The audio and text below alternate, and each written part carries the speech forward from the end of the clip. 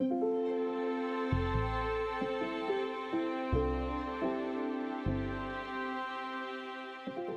to the ISF podcast from the Information Security Forum, featuring timely conversations, practical insights, and resources for global cybersecurity professionals.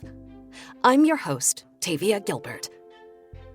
Today is the first episode in Season 5, Authors Roundtable, which highlights interviews with nonfiction writers whose new books and research are sure to be of interest to our listeners. In today's conversation, ISF CEO Steve Durbin speaks with Harvard Business School professor Thomas Eisenmann, whose book was just released this spring. Professor Eisenmann's U.S. audience can find his book under the title Why Startups Fail, while his UK and Commonwealth readers will find the book titled The Fail-Safe Startup. Professor Eisenmann shares case studies that illustrate why most startups fail, and he offers insights into how startups can guard against those painful and expensive failures. Tom, thanks very much for taking the time to talk to me today. You are the Howard H. Stevenson Professor of Business Administration at Harvard. You were also the Peter O. Criss Faculty Chair at Harvard Innovation Labs, and you do a lot of work in the entrepreneurial space, something that's of interest to me, having spent a number of years working in that space myself when I was at EY some years back now.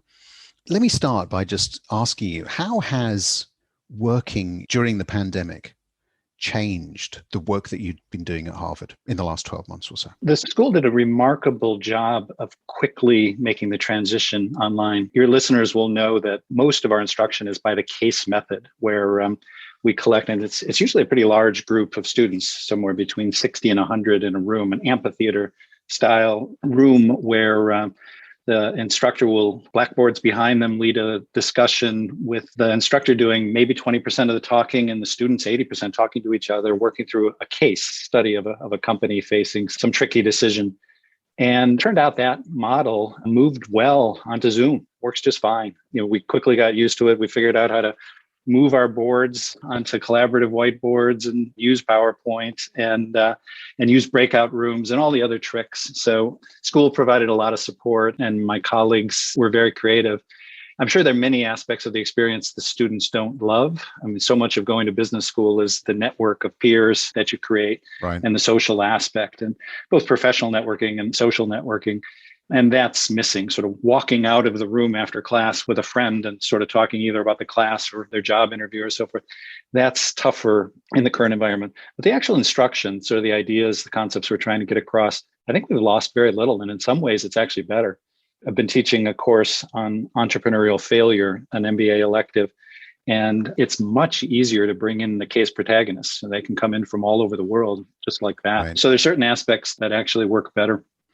Yeah, we've certainly found that as well in some of the work we've been doing with our members, the ability to reach out to people that you would never have been able to because they simply physically couldn't get there or it was cost prohibitive. So some good to come from the pandemic. We'll see whether or not we stick with that once we come out the other side, of course. You mentioned there that you run this entrepreneurial elective. What's the role of security and privacy discussion in that, if any? The work on failure has been a big part of my research and teaching for the last couple of years. But the other big part, I've helped launch a joint degree program with Harvard's engineering school. It's an MS MBA, Master of Science, and an MBA, conferred in the same amount of time it would take to get a regular MBA, just 2 years. Right. And these students are very technical. So whereas a typical aspiring entrepreneur who's a regular MBA is probably 2 out of 3 times will launch a B2C business to consumer, it's just the reverse for my MS MBAs. They're 2 out of 3 or 3 out of 4 of them will be launching B2B businesses. And several of them have already, the program's only 3 years old, but we've got a couple of security startups already out of that batch. So we've had several Israeli students in the program.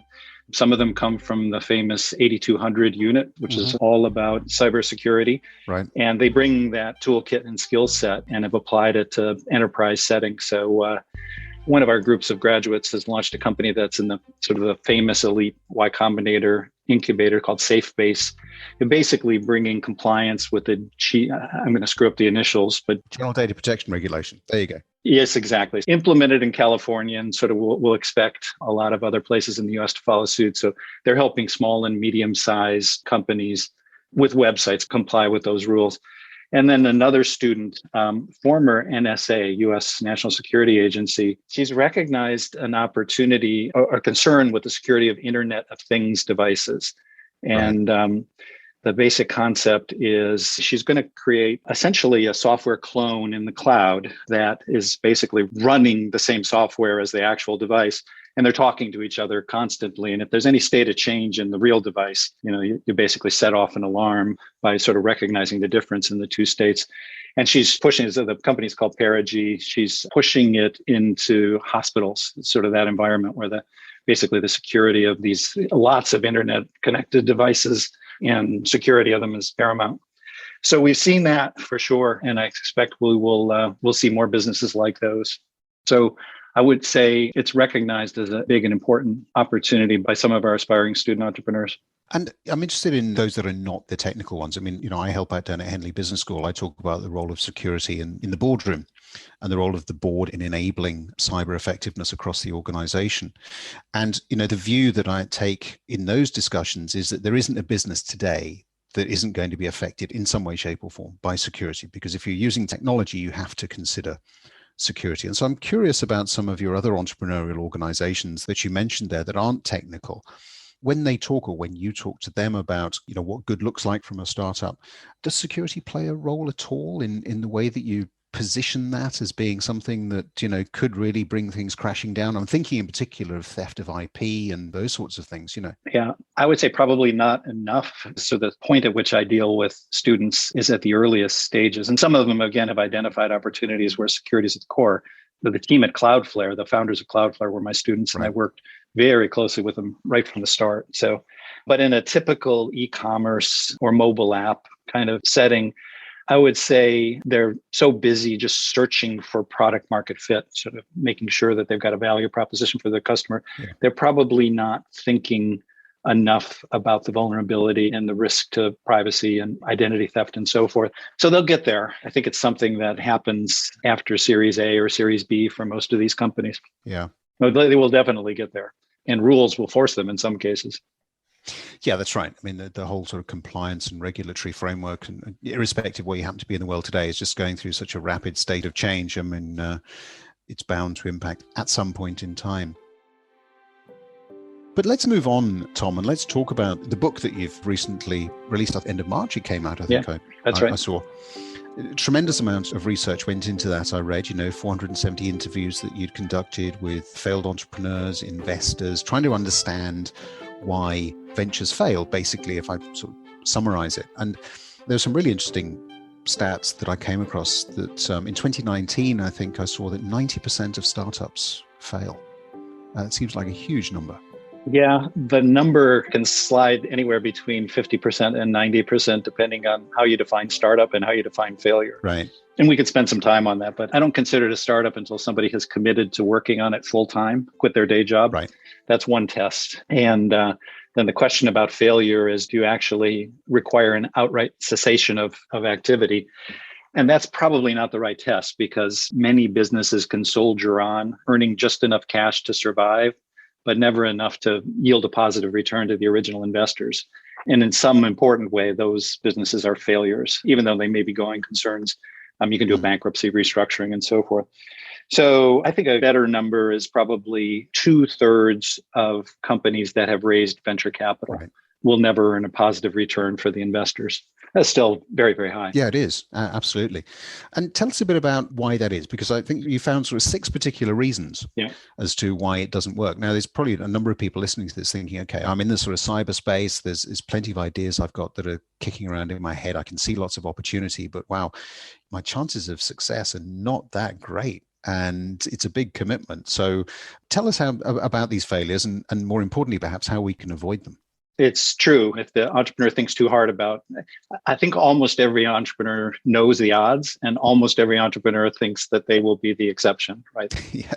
And we need that as society. We need entrepreneurs to take the plunge and try new things. And the good news from the book is there's life after failure, by the way. Most of the entrepreneurs I've studied and I profile in cases in the book have bounced back very strongly. In a lot of cases, they go do it again and they can be successful the second time around. But the obvious reason why startups fail is they run out of money and can't raise more, which isn't particularly helpful if we're trying to figure out how to avoid that outcome, right? You need to ask a sort of Toyota style 5 whys, sort of keep digging. Why did you run out of money? It's like the coroner saying, well, loss of blood was the cause of death. Gunshot wound, what's going on? And so the book talks about, as you say, 6 patterns. 3 of them relate to early stage startups. Companies that are in the first few years searching for product market fit, a product that actually meets the needs of the market in a way that eventually will earn profits. And 3 of the patterns are later stage. These are companies that have gone through some scaling, have accumulated resources, team, money, et cetera. And so the early stage patterns that probably, if your listeners are just getting started, these are the ones that are most relevant. The most important one is probably, I would call it a false start, just like in track and field or swimming, where the athlete will literally jump the gun, trying to get an edge and get penalized as a result. And for entrepreneurs, what this is basically building and launching the product, making and selling the product before you've done enough upfront research. Right. Every business needs a period of validating demand. Have we found a strong unmet customer need? Are we sure that existing solutions aren't meeting that need? And every business needs to think through multiple solutions. There's usually many ways to solve a problem. If you've got a good problem, a rich opportunity, you don't want to, as an entrepreneur, become too emotionally attached to one solution until you've thought about whether that's the right solution. And many entrepreneurs, it's perfectly understandable. It's the identity of an entrepreneur, right? Bias for action, just want to get going. They want to get started. And they feel some pressure too. Once you quit that job, the clock is ticking. You only have so much money. You feel incredible financial pressure to get going. So there are a lot of pressures on the entrepreneur to get started and skip the upfront stage. I mean, particularly folks in your space who bring some experience with security are going to be tempted to say, I don't need to do the research. I know the problems. I know the solutions. Right. I will get going. And sometimes that's right. Domain expertise can sort of put you on the right path. But surprisingly, large share of the time, what you're trying to do is new enough and different enough that it does take some confirmation, some testing. So the solution here is what entrepreneurs have heard for generations, which is try to validate demand through some kind of test before you've actually completely built the product. So the lean startup crowd will talk about minimum viable product experiments, essentially tests. And that makes a difference. But that's even too late in the process. There's usually, Steve Blank, who's one of the lean startup gurus, talks about customer discovery, sort of getting out of the building and talking to potential customers about their problems before you start pitching them a solution. So all of that, it takes a few weeks at the fastest and maybe a couple of months at the slowest. And an entrepreneur in a hurry will say, I don't want to spend 6 weeks studying the market opportunity and experimenting with different solutions and validating demand. And the problem with a false start is if you've got a year's worth of capital, a year's worth of runway, to waste the first 4 months on a flawed first version of the product, you can still pivot to a better version, but now you've only got 8 months left and you've substantially boosted your failure odds, because if the second version doesn't work, now the clock's really running out. So that's the first pattern. Second pattern is, in some ways, the photo negative. It's an entrepreneur who's got a good idea, who's probably validated in some way, but just can never assemble the right resources to exploit the opportunity. And by resources, I mean the capability and network of the founder themselves, the rest of the team, their skills and attitudes, the outside investors who are going to hopefully contribute more than just capital, their contacts, their expertise, and so forth. And very often the case for entrepreneurs, there will be strategic partners, either providing underlying technologies or distribution support, distribution channels. And surprising share of the time, an entrepreneur will have a good idea, but just can't pull it all together and will fail, basically because they can never. The case study in the book is an apparel manufacturer, a company, Quincy Apparel. 2 of my students who wanted to design and sell better fitting, affordable, and stylish apparel for young professional women. Right. And this is one of the places where domain expertise is super crucial, right? It turns out that sourcing fabric and creating a sample and quality control and so on and so forth in apparel manufacturing really requires a lot of past expertise. They lacked it. They hired industry veterans, but these industry veterans came out of big companies where they were used to doing their specialty. Unlike an early stage startup where everybody has to dive in and do whatever the task at hand is, the current fire that needs to be put out. These people would literally sit on their hands and say, I don't know how to do that. That's not my job. Right. and so they had the skills collectively, but not the attitude for an early stage startup. And as a result, the promise was better fitting clothing, but the clothing fit poorly enough of the time that they were burning through capital. They had some traction. They actually had strong demand and repeat sales, but they couldn't prove to investors that they had enough traction to commit more capital, and ran out of capital and had to shut the business down. So that's, I call that pattern, good idea, bad bedfellows. And in that case, the factories wouldn't support this little peanut. They would take bigger companies' orders, and if the bigger company needed something expedited, you would ignore the little startup. And the investors weren't adding much value. So it was a team, a big T collectively, set of resource providers that couldn't get the job done. Right. And then the last pattern is a false positive. And boy, this is one, again, that folks in your community need to watch out for. So every entrepreneur needs early adopters. It's how you get the business going. And most entrepreneurs then need mainstream customers whose needs are often different than those of the early adopters, right? The early adopters are often more sophisticated. They have some burning problem, and they see that your product, the entrepreneur's product, even though it's cobbled together from shoestring and bubble gum, will actually make the difference. And they've got the confidence and vision to sort of take that and work with it. For the mainstream, that's not necessarily going to work, right? They expect a polished product that's fully supported and so forth. And often the early adopters will have more sophisticated needs. They'll be power users in a sense of a product. And if you build for them, you may have over-engineered a product for the mainstream. It may actually confuse the mainstream. So there's constant tension for an entrepreneur figuring out whether to build for the early adopter, whether to build for the mainstream and migrate the product. And many entrepreneurs will overcommit to the early adopters and then find that they have to try to shift back in the direction of the mainstream. And again, once you've got some momentum, it's hard to shift your strategy and your resources. So those are the three early stage patterns that a lot of startups are vulnerable to. I mean, that's interesting, isn't it? So do the research, basically take the time, do the research, make sure you've got the right team. You made the point about, the combination of attitude as well as skill sets. And then the third one, which I've found really quite difficult, not just for entrepreneurs, but any business, which is don't get over enthusiastic about your early adopters, because they are just that, and they're going to be right out there at the forefront. So it's about that balance, isn't it? Don't overcommit.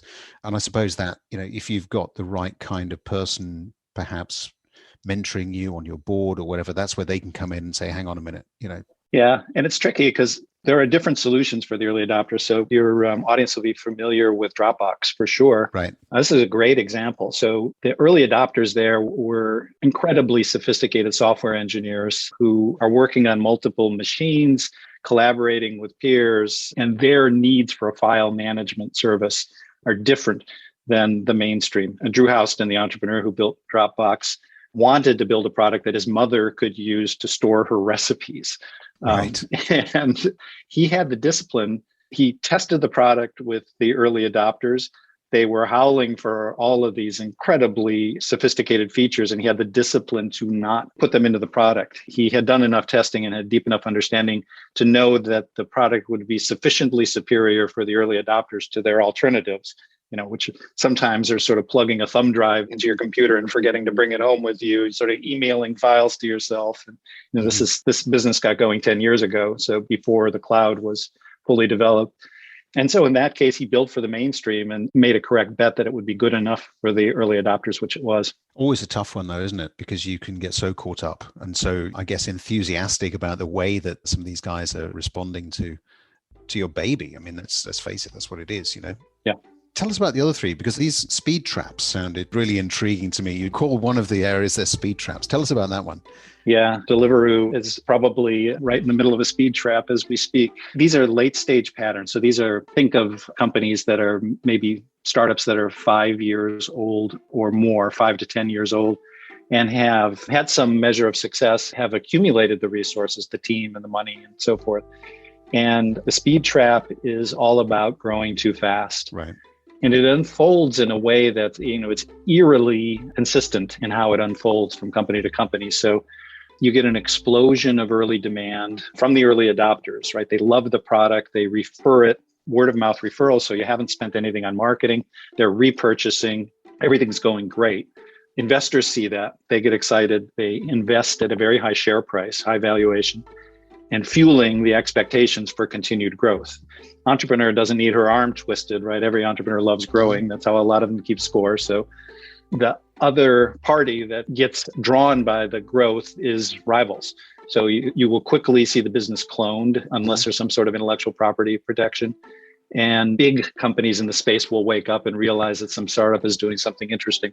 Competition will start to put pressure on price and pressure on costs. And then the next wave to sustain the growth, the next wave of customers the mainstream is rarely as interested as the early adopters, right? So you have to discount to attract them. You're already discounting due to competition.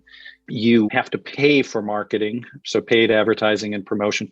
So you get to squeeze. The value of a customer is declining and the cost of acquiring a customer is rising. And at the same time, a lot of bad things can be happening internally. So some businesses are pure software. That would be the case for a lot of security businesses. But many businesses need humans to answer telephones, to pack boxes in warehouses, et cetera, et cetera.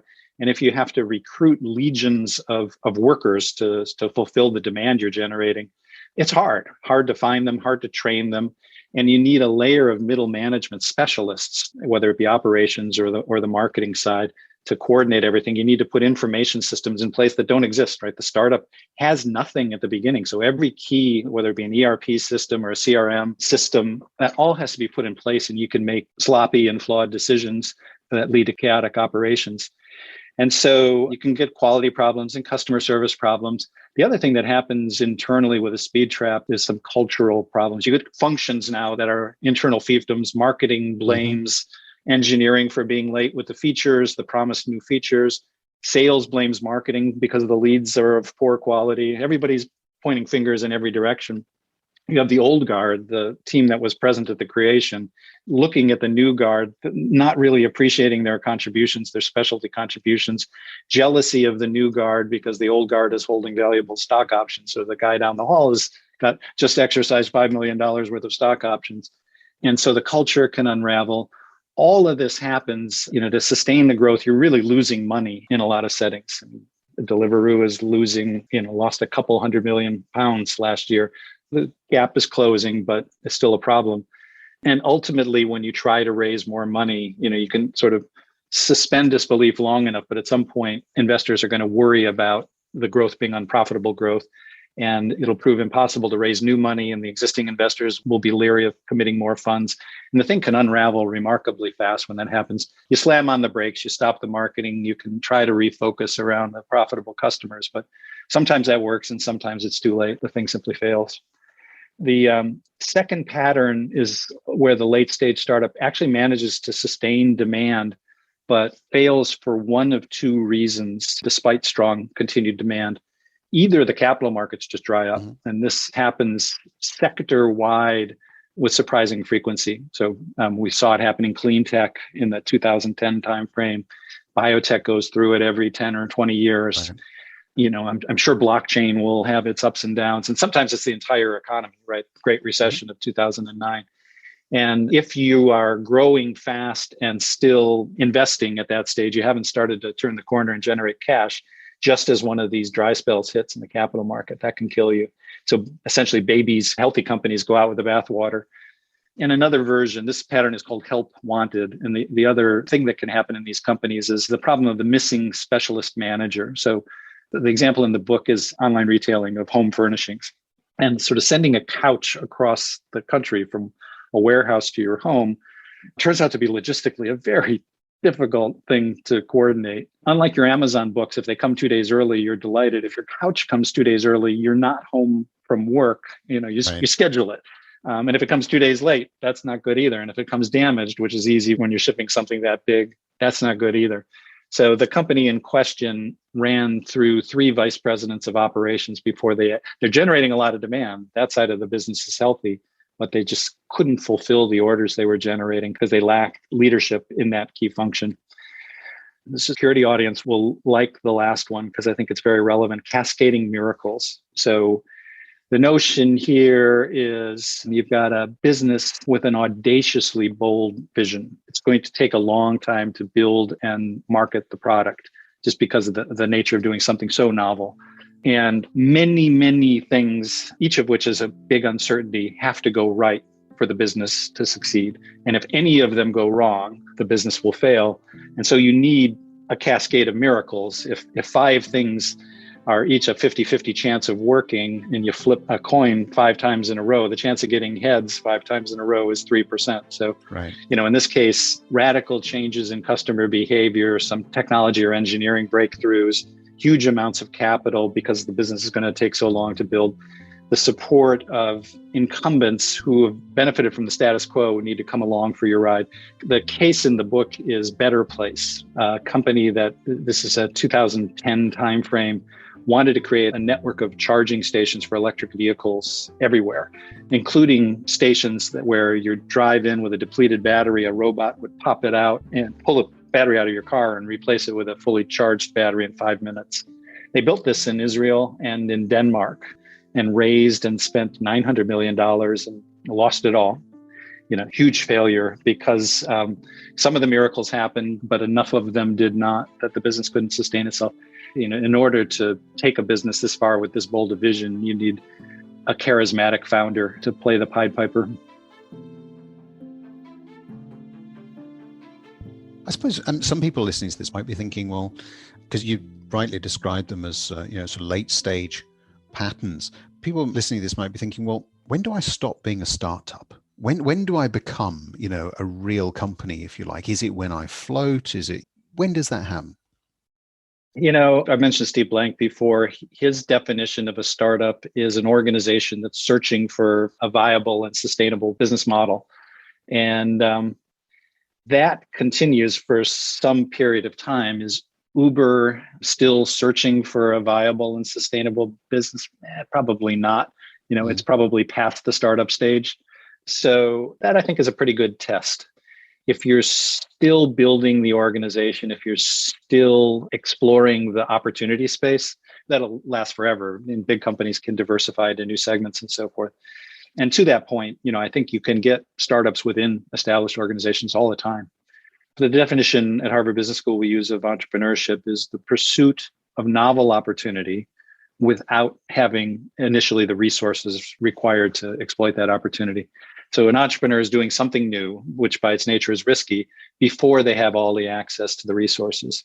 So it's a pretty good test. You can look at Google Drive. When Drew Houston launched Dropbox, he literally had a laptop and an idea. Mm-hmm. When Google launched Google Drive, which is essentially the same product as Dropbox, they had legions of PhDs in computer science and data centers everywhere and hundreds of millions of customers they could market to, and and so on and so forth. So Google Drive is not entrepreneurship. It wasn't a startup, but Dropbox was. And then if you look, say, at Amazon launching the Kindle, different story, right? First time they'd ever done a hardware product. This was an e-commerce retailer. So they had to acquire lots of new resources, lots of new capabilities, different kinds of people. And they were Google Drive was a late mover in the file management space. The Kindle was an early mover, so novel opportunity. So novel opportunity without all the resources. Amazon Kindle, in a sense, is entrepreneurship, whereas Google Drive wasn't. Right. One of the other things that I wanted to ask you, mainly because I know, a number of people do sort of struggle with this.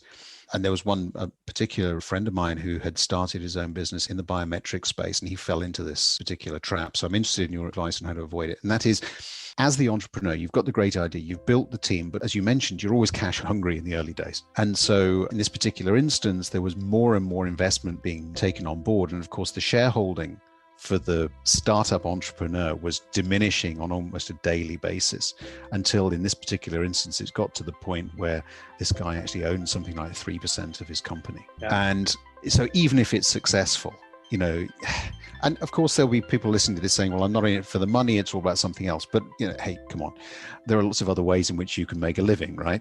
So what advice have you got for people who just find their shareholding and therefore their potential wealth just being diminished as they go through this process by having to take on board more and more investment? Yeah, it's sort of the frog in the boiling pot, right?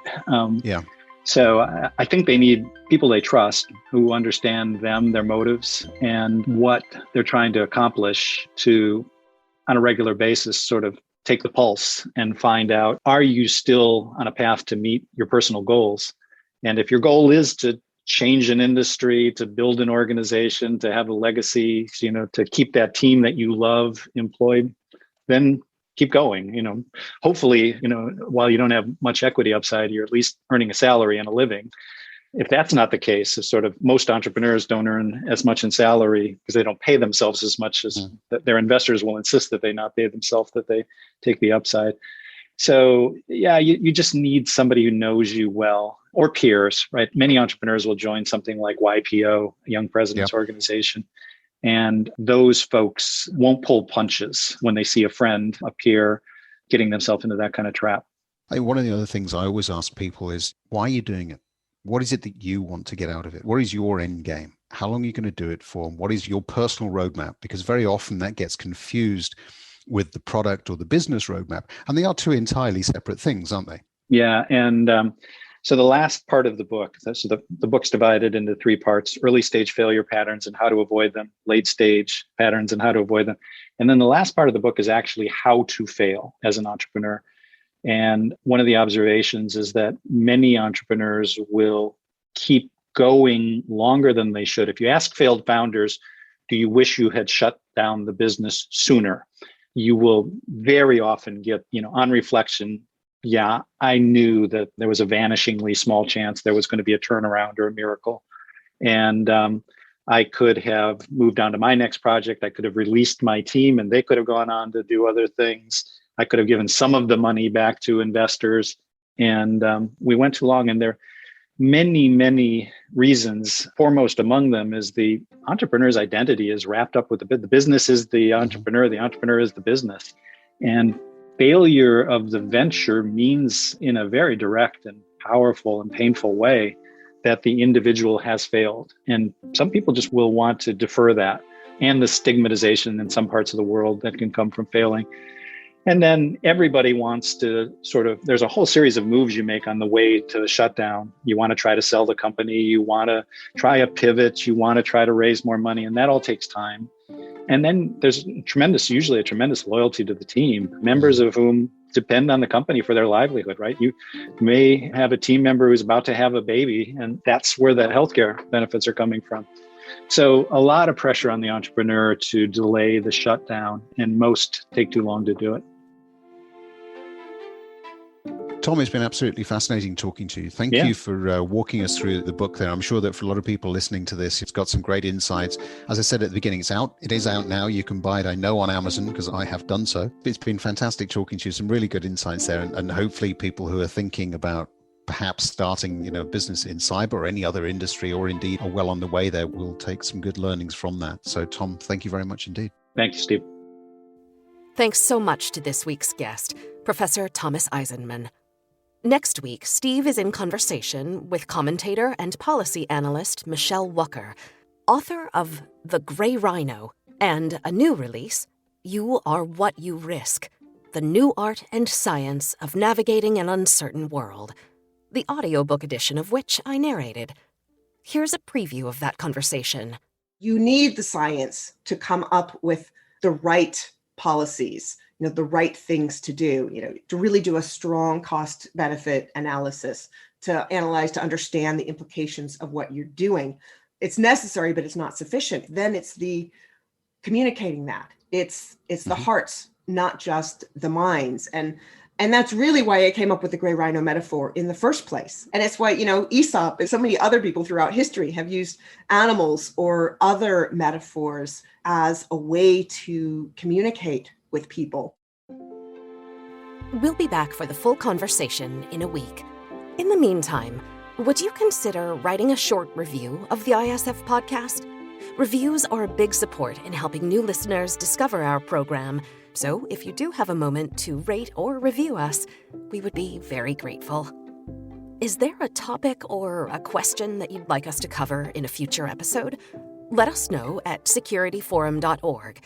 And while you're there, we invite you to explore our catalog of past video and podcast episodes, as well as ISF's research, practical tools, and guidance related to discussions like these. Find us on LinkedIn by searching CEO Steve Durbin or Security Forum. Follow our audio feed wherever you get your podcasts, and you'll never miss an episode. The ISF podcast is produced by Talkbox and Tavia Gilbert. Music by Alexander Filipiak. Associate producer Katie Flood. Mix and master by Brian Barney. Thanks for listening.